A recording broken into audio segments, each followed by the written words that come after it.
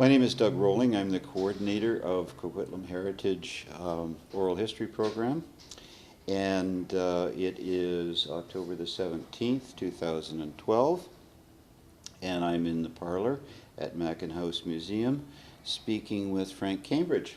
Welcome, Frank. Very nice. Glad to be here. Okay, Frank, we've been covering in these interviews neighborhoods. And you put down the Coquitlam neighborhood. And I'm going to ask you, as I said, a kind of standard question for me with these interviews. Could you try and describe the Coquitlam neighborhood as you can picture it in your mind's eye when you moved in, and then perhaps talk about the changes that you saw happen over the years? Okay. Well, when I moved in, I was, you might say I was born and raised in 921 North Road, a property owned by my grandparents who had a small farm. My father was killed in the Second World War a couple of weeks before the war ended. And of course, so my mother moved back with my grandparents and myself and my brother. And of course, my memory would probably go back to probably around 1948. I was 6 years old at that time. So, as I say, the memory would go from that point, basically. Back in those days, of course, the house at 921 North Road was a farm. There was immediate on North Road, there would be, maybe 2 or 3 homes on North Road. And of course, as we know, North Road was the boundary of Coquitlam and Burnaby. There was 1 or 2 homes on the Burnaby side, some farm property, and I do recall a couple of names. Of course, one was McVickers. Had some farmland where Stony Creek used to meander through. No longer meanders. The Greater Vancouver Water Board came along and made a straight line of it, of course. And then there was another gentleman, McDonald. Mr. McDonald lived down at the bottom of Broadway. There again was some, you might say, a small farm.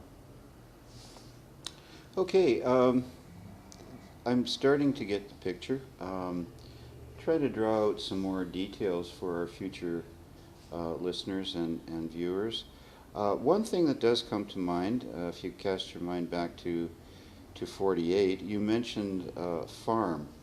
To your recollection, in that area around Stony Creek, were there working farms at the time? Could you say that? Or did the actual working agriculture, was it starting to pass away? Or? Well, when you say working farms, it was probably more of maybe a hobby farm. Okay. My grandfather, of course, owned the property. Yeah. He was the manager of the old gasworks in New Westminster. And of course, so we had some cows and chickens, horses, etc. Oh yeah. And the same thing with the other families with the acreage. They weren't really, because the land wasn't big enough to really to have a farm that you could exist on, but everybody had a little bit of livestock, etc. So. Oh, okay. Yeah. So would it be fair to say that you, perhaps, your neighbors perhaps, would get your eggs fresh from the chickens? Or? Oh yes, yeah, chickens, okay. And of course the milk. And I remember my grandparents, of course, with the butter, with the churning the butter, or churning the milk to get the butter, and yes, the chickens and eggs, and yes. Okay. Yeah. Now this is interesting, because our young people today, this is a world about which they know very little, mm-hmm. And how could they? What kind of heating would have been in the home at the time in 48?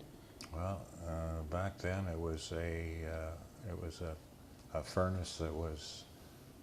At first it would be probably coal-fired, and then of course it was also sawdust. We had an old stove in the kitchen that was, we used to have It was fueled by sawdust. Remember the old sawdust, what do you call it, heap on the side of the stove. Yeah. And they used to come, the fuel people would come periodically and fill up part of the basement with sawdust for heat. Yeah. Oh, okay. And again, electrical appliances. Thinking back to '48, did you have, for example, an electric refrigerator? Um, and when did that Yeah. come on the scene? The first recollection is we had an ice box. Uh-huh. And later on, I can't quite remember the year, but yes, it was transformed into a refrigerator, Mm-hmm. and of course then sort of the modern stove, right? But Mm-hmm. as I say, the exact year I can't really recall. Mm-hmm. But you had power grid electricity as far as you can remember all the way through? Yes. Okay. Yes. Yeah. That sort of thing. Yeah. Okay, so you had electric uh, refrigerator, sawdust stove, okay.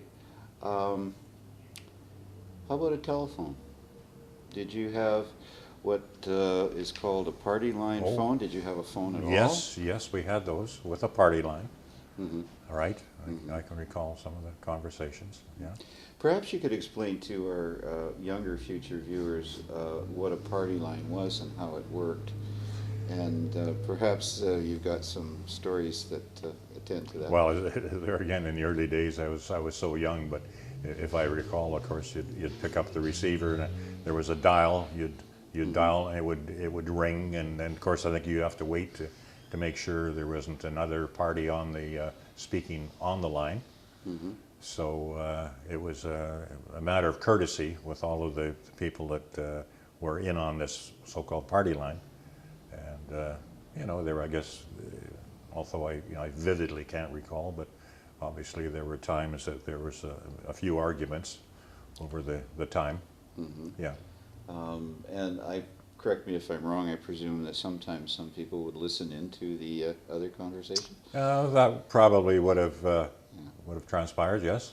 Okay. Yes. Yeah. Okay, so again, trying to kind of pin down the details, picture in words. Next thing that comes to mind is transportation. You're in what is, in '48, we're still there. You're in what is a pretty rural environment, okay? Now, how did you get around? How did people get around? You must have walked, but what about cars? What about other kinds of transportation? Yeah, my grandparents had cars. Uh-huh. My mother had a vehicle, Uh-huh. and as far as public transportation, there was in fact, the name of the company, I think it was Columbia Stage Lines, Oh, yeah. and that was the bus transportation from Port Moody into New Westminster.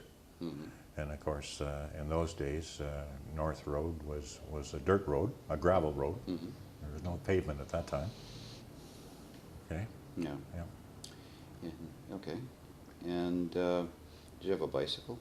Oh, we had bicycles. Yes. Yeah. Not Yeah. kind of. I imagine, given some of the slopes in that neighborhood and the fact that North Road, and for those who have read their history, it's Colonel Moody's original road. I imagine things got a bit tough in the winter. Yes, but you adapt, Yeah. and that's the way it was. And, Yeah. What yeah. kind of difficulties did you have getting around in the winter? Well, it was always a challenge trying to get up the hill. As I say, where our property was, we were just down in the bottom of the so-called gully there, where Yeah. Stony Creek runs across North Road. So, in the winter time, of course, if you had any amount of snow, chances are you'd have to do some walking because you couldn't get up that hill. Mm-hmm. Okay.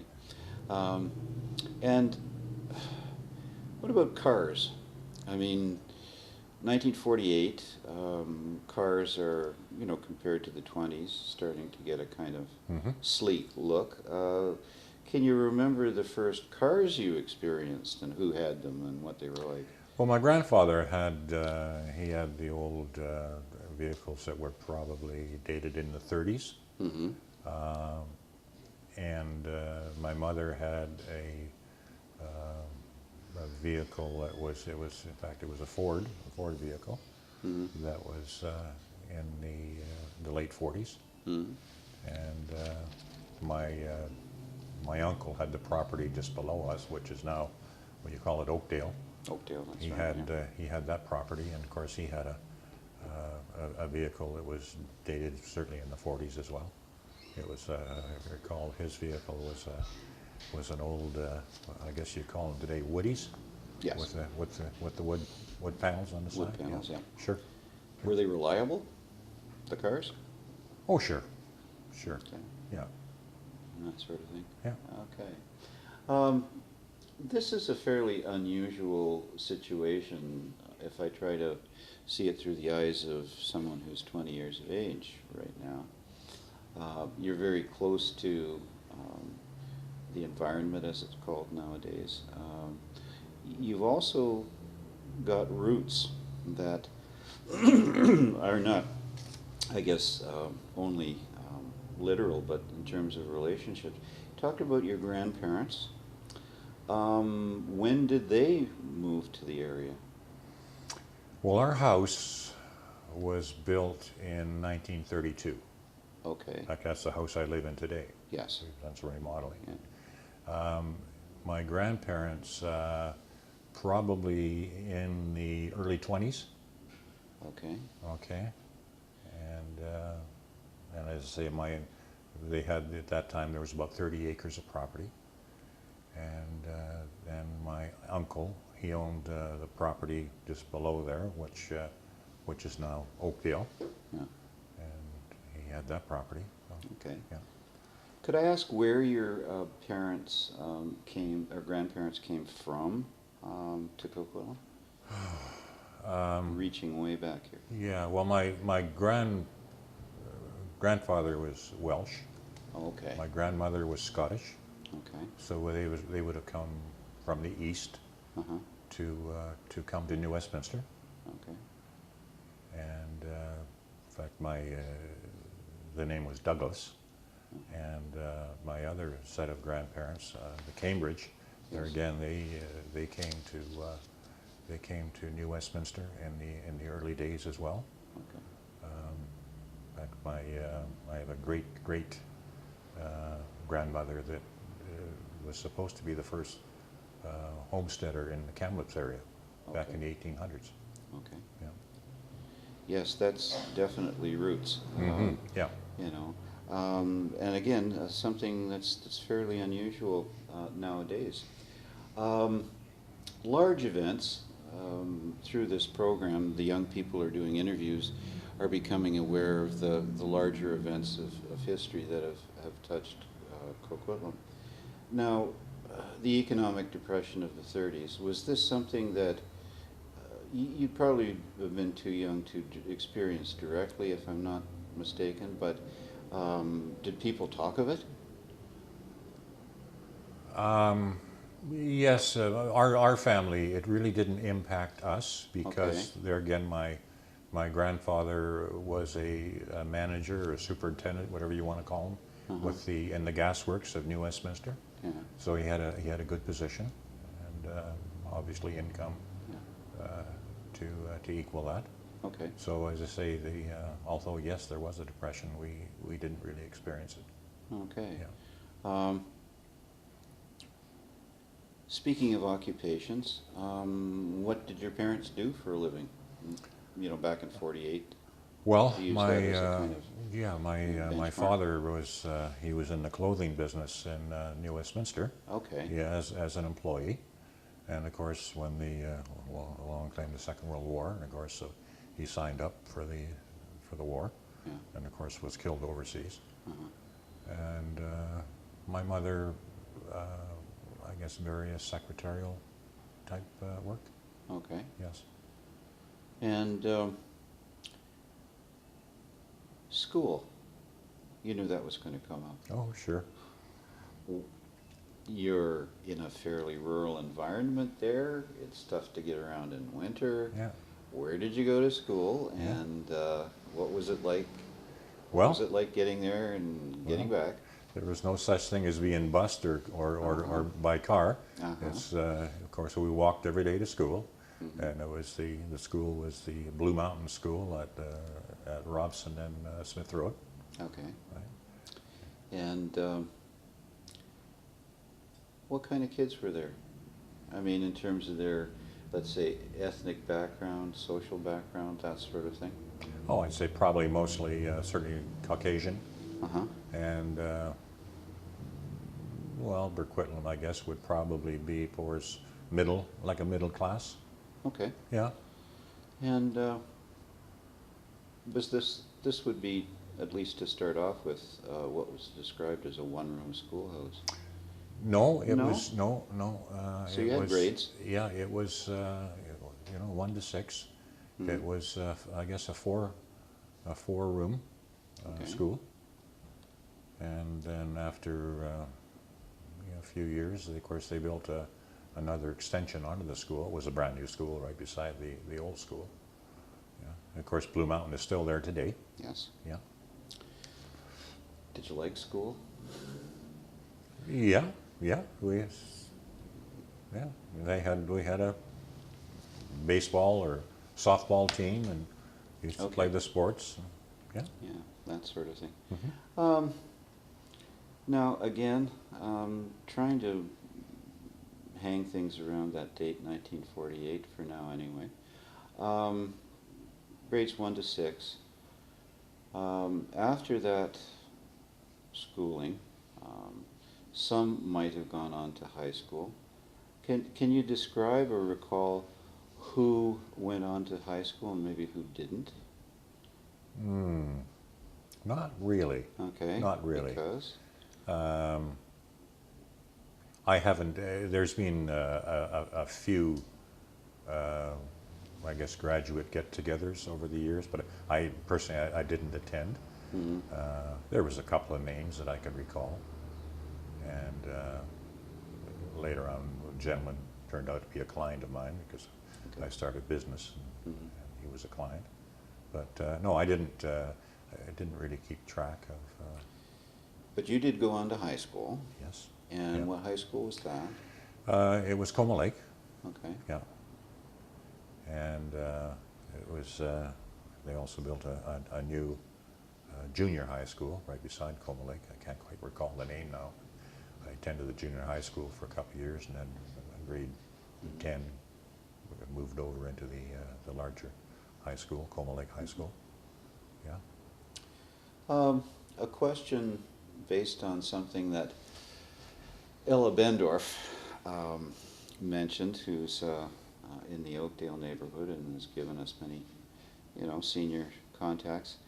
Ella said that when you were a kid, you had occasion to talk to a man who had settled in the area, who talked about the California Gold Rush. Can you recall what was his name and what did he talk about? His Mr. Shepherd, and fascinating. We used to go and visit on occasion, and he just had a myriad of memorabilia dating back, because back in the, like I say, in the late 40s, he would have been probably in his 70s, Okay. So he would be in the late 1800s. Yes. And of course, he had the old pistols, Oh yeah. and sabers, and just trunks full of memorabilia. But he was a gold miner, Okay. and he would be mining probably in the northern states. Okay. Yeah. Did he prospect, or was he like a mine worker? Did he pan for gold? I'd say he was more of a prospector Oh type, yeah. rather than a full-fledged gold mine as we'd look today. But no, Yeah. he would probably be more prospecting. Did he brag about claims that he had? Or Yeah, yeah, if I recall, yes, yeah. did he speak of what brought him to the Coquitlam area? Or Oh, I can't recall. I can't recall. okay, well No. maybe he was a little bit cagey about that. But Well, perhaps. yeah, Perhaps. that Yeah. sort of thing. So he showed you the memorabilia, pistols, Mm-hmm. and that sort of thing. And Yeah. I can tell by the expression it was quite on your face. Oh, it was was. quite an enjoyable, It was. kind of thing. Yeah. So chronologically, maybe we can move on. You graduated high school, Mm-hmm. and you're a business person, Mm-hmm. and you are to this day, I understand. Yes. Yeah. How did you first become interested in a business career? Or was it not that so cut and dried? I mean, No, it's the business that I am in now. Of course, we're in a financial business, and we have a brokerage company, yeah, investments, that's right. and I started that in 1974. Okay. Okay, in the Guilford Town Center. Mm-hmm. Okay, but before that, I was an insurance salesman. Okay. Okay, a life insurance salesman, Yeah. and I just graduated to. Somebody mentioned, in fact, before the life insurance sales, I was a milkman, Okay. and of course somebody at that time, one of the co-workers, suggested he was going to become an insurance salesman and talk to him some of the benefits, and I remember saying, well, gee, it sounds interesting. Have your manager or whatever give me a call, and he did, and of course, next thing I know, I was in the life insurance business. Okay. And from the life insurance business, I started my own business in the Guilford Town Center. Okay. Now, for the sake of our future younger viewers, they may not know what a milkman is. Could you explain what a milkman was and what a milkman did? Well, there's still Dairyland, Mm-hmm. still have home roots, Mm-hmm. and to this day, in fact, we're still a customer of Dairyland. We have our milk delivered to us, but in the early days, I can recall the milkman. It was horse and buggy, and that's what I say. Back in the 40s, I can recall the horse and buggy days for the milkman. But So you're saying that when you delivered milk, you did a horse and buggy? no, You had a vehicle? no. I can remember when we were on North Road, Yeah. and as a kid, I can remember the horse and the buggy, milkman coming up the street or down the road. Mm-hmm. Yeah, yeah. And again, for our future younger viewers, how often was the milk delivered door to door? I think it would be delivered probably 3 or 4 times a week. Okay. Same also in those days. The bread man used to be the same. Used to have bread delivered to the house, Mm-hmm. and the milkman, and yeah. And selling life insurance, correct me if I'm wrong, seemed to sustain you income-wise. People had an interest in life insurance at that time that was perhaps a keener interest than other kinds of insurance? I mean, what kind of attitudes did you get when you were selling life insurance? Why did people want to buy it? Well, I don't think there's any change from today. Yeah. I mean, insurance is probably a product that has to be sold. Perhaps everybody needs it, but nobody would like to talk about it until such time as You're right. sometimes it's too late, or they know of somebody that perhaps has passed away or whatever, and then you come around to the topic of insurance. So, yeah. Okay. So where we're at, we've talked about the neighborhood, your early recollections, got some pictures in words. We know how your business career started. As I told you when we were doing the paperwork, the next question is going to be changes. I'm thinking of the period from 53, end of the Korean War, to 74 you mentioned when you changed to financial. Can you maybe give us a picture of some of the big changes in the neighborhood that you saw? Oh, boy. Or what is it I, not is it not the right question to ask? Is it more a question of gradual change? oh, I think gradual change, yeah. Yeah. I can't recall any sort of earth-shattering type of a change. No, I say basically very gradual. When did you notice that the roads were mostly paved? Ooh, back, I guess in the 50s. Okay. Yeah. And sidewalks? Would there be any sidewalks? Oh, no, no, Okay. no. And so the roads are getting paved in Yeah. the 50s. Now, again, this is territory I've gone over literally and social, from a social history standpoint, with other interviewees. Clearly, development occurs in your neighborhood. There's more. There are going to be more houses. Can you recall again the kinds of people that were moving in, that became your neighbors? What kind of people were they? What kind of houses were there? Did they build their own? Did they buy them already built, or both? Yeah. Well, I guess the immediate area it would be the Gilroy area, and that property was sold by my family to a developer, and Okay. of course, and the developer came along and just built spec houses, Yeah. and the same idea with the so-called Oakdale subdivision. Same thing. A developer bought that property. It was my uncle's property, and spec houses were built, and of course, just people moved in pretty well en masse because it's subdivision comes up and people come in and buy. So we didn't have a lot of contact with neighbors. Oh, interesting. Yeah. So, in other words, you didn't really know your neighbors by name? Not really. Oh, we have a few of them. A A few. few of them. Yeah. Uh-huh. Yeah.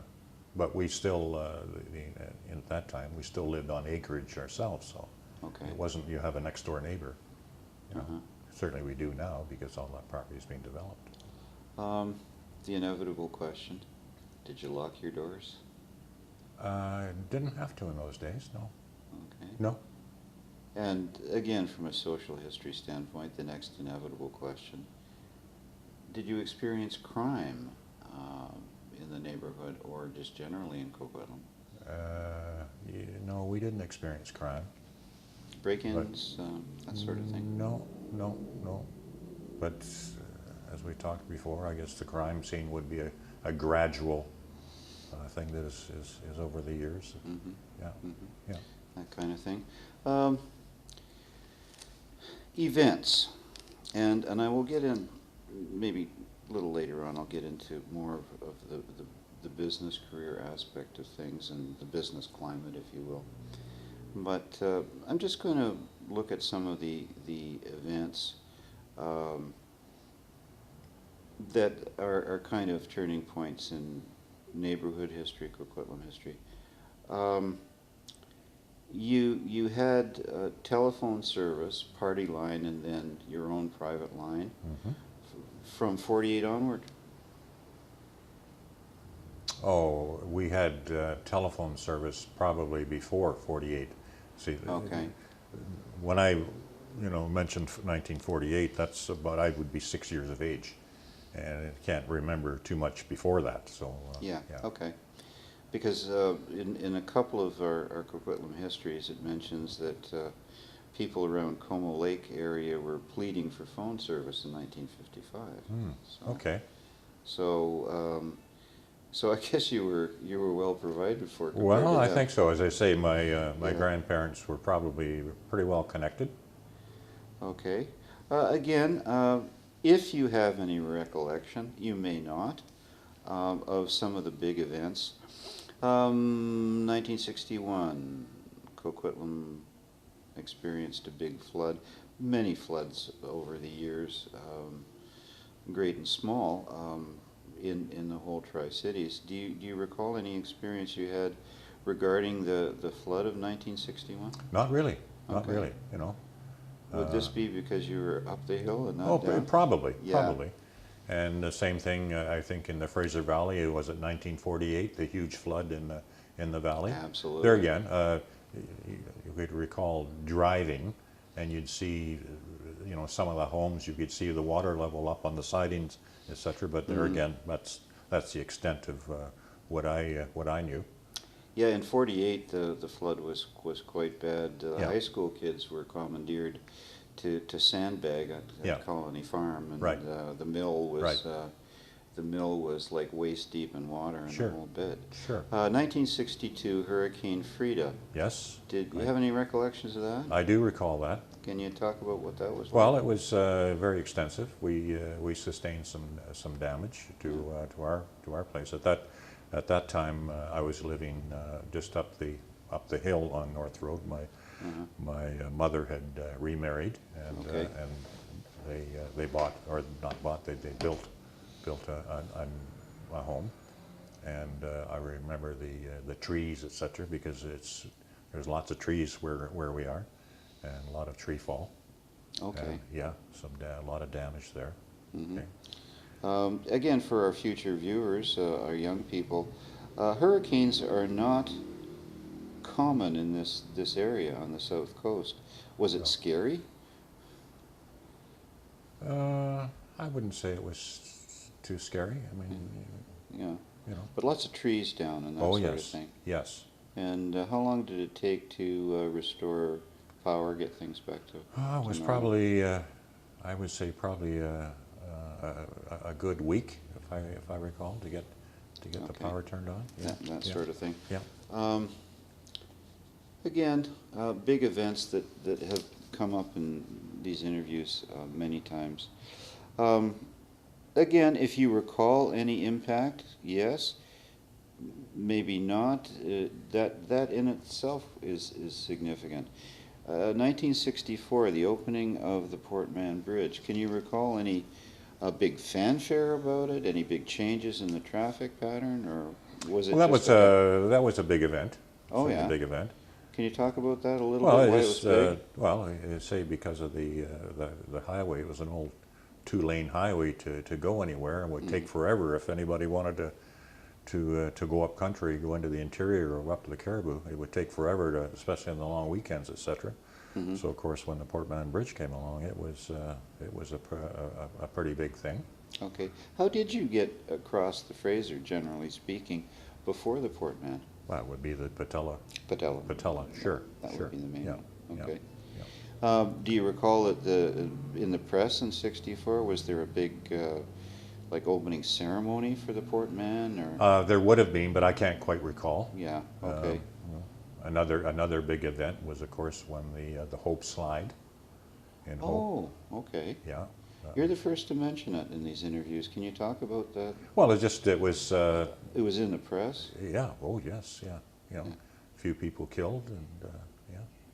Yeah, That was around a- Hope, BC. Yeah. Um, Yeah. I think it's called Sunshine Valley. Yes. Yeah. Just east or west of Sunshine Valley. Yeah, and it's Yeah. for future tourists. It's now a tourist attraction, and That's right. you can, from a vantage point, see Yeah. quite clearly from the highway Yeah. how the entire side of the mountain Right. And slid into the valley. And another thing I recall, of course, was around that area there was a huge forest fire, Oh, really? and on the Hope Princeton Highway. Mhm. And I remember they erected a sign, and they had a sign with a cigarette. Okay, Okay. because that's what That's pretty started graphic. the fire. Yeah. Yeah. Pretty graphic. Yeah, Yeah. yeah. Huge tract of land was burned out. Okay. Again, things that have come up in previous interviews. If you recall, great. If not, shopping. A perennial favorite topic in Coquitlam. Coquitlam is noted for its shopping, I think, in some ways because of the Coquitlam Center. Mm-hmm. 1969, the Lougheed Mall opened. Many interviewers have talked about this. Do you recall that this was a big deal? I mean, did you charge off to the Lougheed Mall and buy a whole bunch of stuff? Or? I didn't, but I guess my certainly my wife would have. Oh, okay. Yeah, yeah. And yeah, go ahead. Yeah. Like I say, in the early years, of course, the Lougheed Mall wasn't there. That's right. And of course, so we, I guess, pretty well would frequent the local store up the hill, which was owned by a gentleman, Mr. Eden, Okay. on the corner of Clark Road and North Road. Yes. And he had the store, and then of course Burquitlam Plaza was no such thing as Burquitlam Plaza. There was a one store called the Log Cabin, and they used to have, you know, of course, a small confectionery and whatever. So, but other than that, we had to go into New Westminster or Burnaby to do the shopping. Again, for the sake of you know, younger viewers in future, can you describe Mr. Eden's store? What was it like? How big was it? I mean, what did he have? It was a fairly small store, but periodically, because he was right on the bend, and occasionally a car would go off the road and smash into his store. Oh, really? Fortunately, never. Okay. Yeah, but used to you'd see him in the morning. He used to cut his own bacon, slice his own bacon, and you'd see him there. In fact, you'd see him quite often in his nightshirt, slicing the bacon, and that was the local post office as well, Burquitlam Post Office. That store. Yeah. And so it was. Is it fair to say it was like a country general store, maybe a little larger? I would say so. I would Yeah. say so. And he had a gas bar. Oh, okay. Yeah. So. Just like a one pump type of arrangement. So, yeah. So would it be fair to say that for a household you could pretty well get everything you needed on a weekly basis there? Well, certainly as far as your basics, he had it there, and then but for other goods you'd have to go either New Westminster or perhaps into Burnaby. Again, an inevitable question, and it's one that comes up all the time, and is often very interesting to our young people. Can you recall the prices of things, let's say in the 50s, for example, into the early 60s? Ballpark, how much would it take to feed a family for a week? Oh boy. Oh. Well, I think in those days gas was like 2 bits a gallon. When I started driving in the 50s, I think gas was around 25 cents a gallon. Yeah, 2 bits is 25 cents. That's Yeah, right. yeah. 25 cents a gallon, which well, a liter is a quarter of that, so it would be like 6 cents a liter. Yeah. You know, by today's standards, and that sort of thing. And chocolate bars were like a nickel, 5 cents. Okay. Can't quite remember as far as what the milk, etc. Because my wife was the one that would later on be doing the shopping. So yeah. But at risk of asking too many leading questions, would it be fair to say that you felt, let's say in the 50s, early 60s, that you were getting value for your dollar? I mean, it wasn't an issue. Oh, I would say so. You weren't feeling squeezed. No. And that sort of No. thing. No. Frank, you were communicating that in the 50s and maybe early 60s, getting value for the dollar wasn't an issue, and you were happy with the products that you bought. Yeah, and I can recall my, I guess, in the insurance business. So, when I started in, I guess, 1967, and I was one of the top producers, salespeople in the branch, and $8,000 was a pretty good income. And $8,000. $8,000. Yeah. Yeah. Okay. Yeah. We've got about 9 minutes left. If we may, I'd like to talk about, you know, your business career not so much the details as what it was like to be a business person starting in '74, um, moving through the '70s and '80s and into the '90s. As a business person, can you recall what the major problems were that you felt you had to overcome to make a profit and make a business succeed? What were the problems that you had to overcome? I wouldn't say that that I experienced problems because we had a unique situation. Mm-hmm. Um, Back in those days, the NDP government at that time, when they nationalized the car insurance Yes. in the province in 72, 73. Up till that point, insurance agents, of course, would be probably in a building on the third or fourth floor down the hall type of thing. So when the NDP took over the insurance, car insurance, you pretty well had to be very visual because you had to have the car insurance placed by March 1st. Oh, yeah. So in my situation, I had a partner at that time, and we had goodness. I remember the first year there was probably 12,000 people came through the door to buy car insurance. 12,000? Yes, yeah, and of course In 1 year? yes, and like in 2 months. In 2 months? In 2 Okay, months. because of the changeover. Because of the changeover. Okay. And of course, so we were in the Guildford Town Centre. In the Guildford Town Centre, as it is today, it's a very busy mall In Surrey. in Surrey. Yeah. But in those days, it was the only mall. So we we started then branching out into other areas. For instance, financial services, like you'll see today, large insurance companies or credit unions talking about they have a name with Financial Services Limited. Mm-hmm. Well, that was probably the first company in Canada to call ourselves so-and-so Financial Services Limited. Okay. And we started selling RRSPs, etc. Well, there again, and if you're in a busy mall like the Guildford Town Centre, Okay. people would come in, and because we had good rates, very, very competitive rates, so literally people would line up with money to give us money. Oh, wow. Okay, so we never experienced really, so-called tough times. Okay, so Yeah. you were physically positioned and in time to get people coming to you. Yes. Basically. Yes. Okay. Yeah.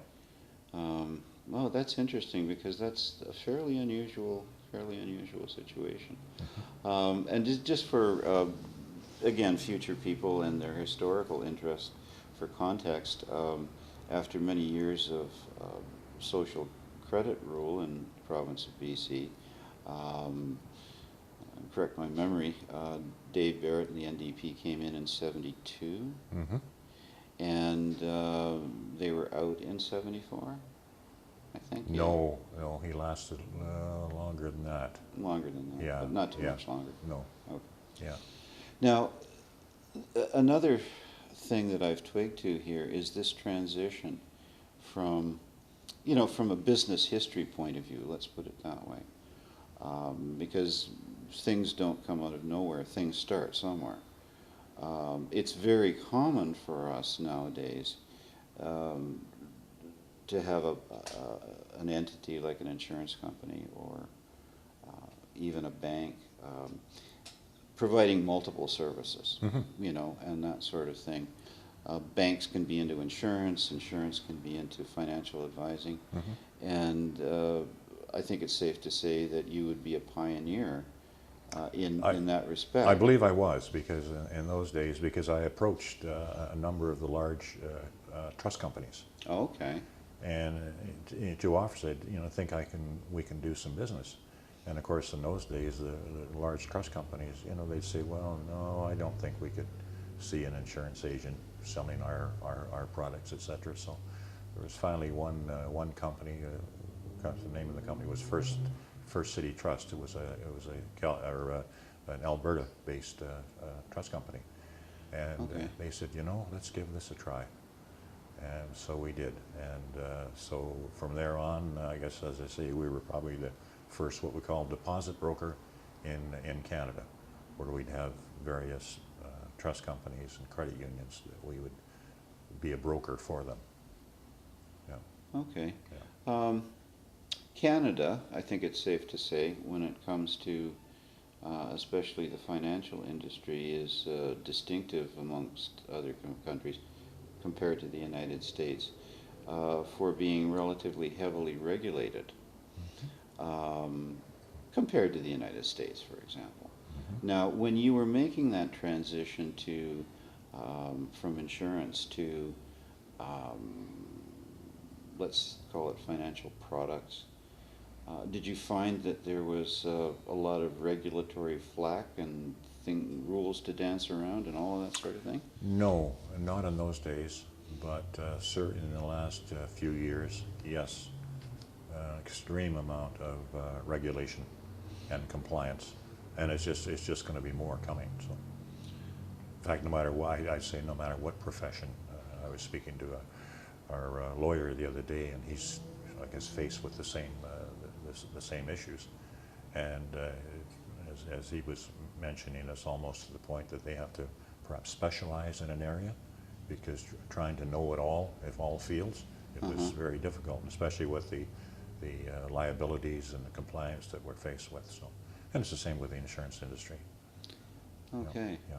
So this is perhaps contrary to images that people are forming in the press lately. So back in the day, so to speak, the regulatory flack was not particularly heavy, but later on, you're saying that you seem to be saying it's getting more and more complicated all the time. And who exactly lays on the regulations, tells you what to do and what not to do, type of thing? Basically, it's governments. Okay. And because some of the issues that we've gone through with the scams, etc., that have taken place over the last years. Since 08. Yeah, so governments have come down and said, okay, we have to tighten up compliance and etc. So this would be mainly federal? Federal and provincial. And provincial, yes. Okay. Yeah. Yeah, that, like I said, that would be contrary to people's images, but I guess I'm talking to a pioneer, so this is where we get this kind of information. Yeah. Okay. I guess we're coming to the end of our session here, and again, with young people in mind, people in the future, given your deep roots in the neighborhood and your experience here, is there any one, maybe two things that you would like to say to future generations about Coquitlam, something you've learned, something you think is especially important? I can't say that I have. I've always enjoyed being a resident of Coquitlam. I think the politics has always been balanced. Mm-hmm. And I think it's a great community. I mean, I'd say the taxes are reasonable compared to other jurisdictions. So, yeah. Well, I really feel that I've talked to a pioneer with roots. And Frank, I thank you very much for doing this. All right. Thank you. It was a pleasure.